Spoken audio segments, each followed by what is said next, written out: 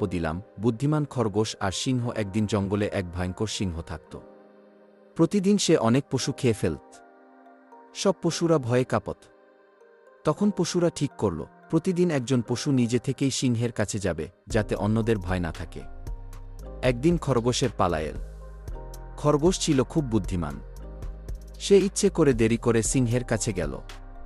সিংহ রেগে জিজ্ঞেস করল, এত দেরি কেন? খরগোশ বলল, মহারাজ, আরেকটা সিংহ এসেছে, সে আমাকে আটকেছিল। সে বলে, আপনিই নাকি আসল সিংহ নন? সিংহ রেগে গিয়ে বলল, আমাকে দেখাও কোথায় সেই সিংহ। খরগোশ তাকে একটা কুয়োর কাছে নিয়ে গেল।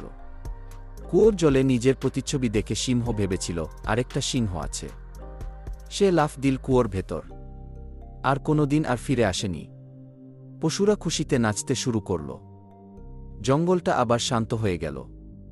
শিক্ষা, বুদ্ধি দিয়ে বড় শক্তিকেও পরাজিত করা যায়।